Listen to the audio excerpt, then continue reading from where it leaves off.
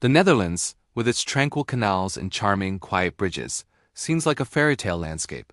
But beneath the surface of that calm water, some stories aren't fairy tales at all, they're nightmares. In a small, forgotten village, a story lingers like the persistent Dutch fog, a story of love, loss, and a promise that water could not wash away. Years ago, this village was buzzing with excitement. Two young sweethearts, beloved by everyone, were about to be married. The bride had her dress, the church was decorated, and their future seemed as bright and clear as a summer's day.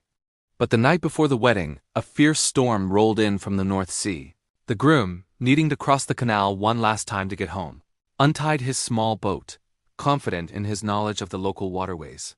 It was a fatal mistake. The storm turned the gentle canal into a raging beast. The currents, swollen and violent, pulled his boat under. He vanished without a sound, swallowed by the dark churning water. The next morning, the storm had passed, but a different kind of storm was brewing in the heart of his bride. He was gone. The villagers searched, dragging the canal, their faces grim. But they found nothing.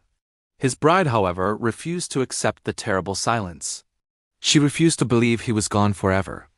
That first night, she put on her wedding dress, lit a single lantern, and walked to the small stone bridge that arched over the canal where he was last seen.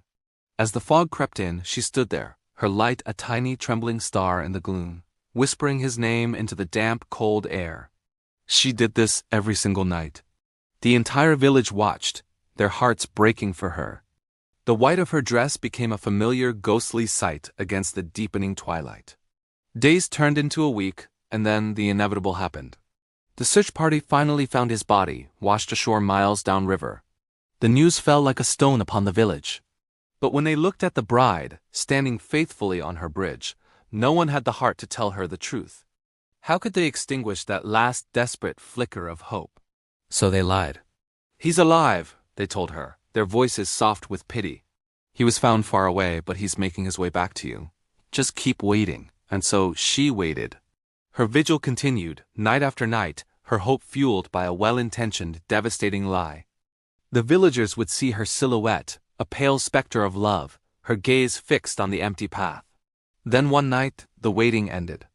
A lone villager, walking home late, heard a sudden sharp splash from the direction of the bridge. He ran, his heart pounding, but when he arrived, the bridge was empty. Her lantern lay on its side, its light extinguished. The bride in her white dress was gone. But her story wasn't over. In fact, it had just begun. Soon after, strange sightings started. On stormy nights, when the fog was thick and the water ran high, people crossing that same bridge would see a figure standing in the middle of it. A woman in a white dress, her veil hanging heavy as if soaked with water, her face pale and sorrowful. She seemed to float just above the stones, leaving no footprints, making no sound. She would stop travelers, her voice a soft, ethereal whisper that barely disturbed the air. "Have you seen my love?" This is where the legend takes a darker turn. The answer you give her matters. It matters more than you can possibly imagine. Those who out of pity or fear answer yes, say that a faint smile touches her lips. The wind, which always seems to howl around her, suddenly calms. She gives a slight, hopeful nod, and then fades away into the mist, returning to her endless, hopeful wait. But those who tell her the truth, those who answer no, they are the ones who feed the horror of the legend. The story goes that if you tell her you haven't seen him, her hopeful expression collapses into one of profound despair. And in that instant, you will hear a sound behind you, the terrifying sound of water rushing upwards, as if the canal itself is rising to claim you. There's a local tale, one that parents tell their children to keep them away from the bridge after dark. It's about a cyclist who was riding home late one evening. He was a practical man, not one for ghost stories. He saw her, the bride, on the bridge, and when she asked her sorrowful question, he answered honestly. "No," he said. "I'm sorry, I haven't." The last thing he reportedly saw was the look of utter heartbreak on her face. Then, a powerful force yanked him backward. He was never seen again. The next morning, his bicycle was found at the edge of the bridge, leaning against the stone railing. The back wheel was still slowly, silently spinning.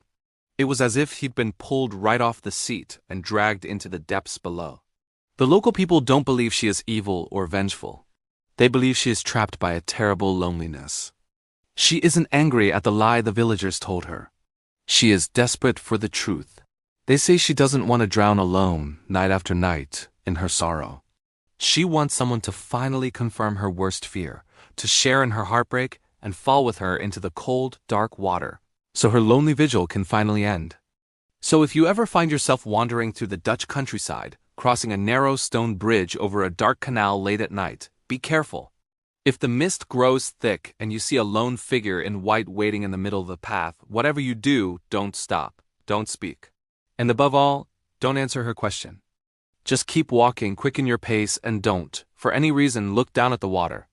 Because some bridges connect more than just two pieces of land. They connect our world to one of sorrow. And the canal always remembers. If this story sent a shiver down your spine, please hit that like button and subscribe for more tales from the shadows. Let me know in the comments. If you met her on that bridge, would you tell her the truth? Thanks for watching.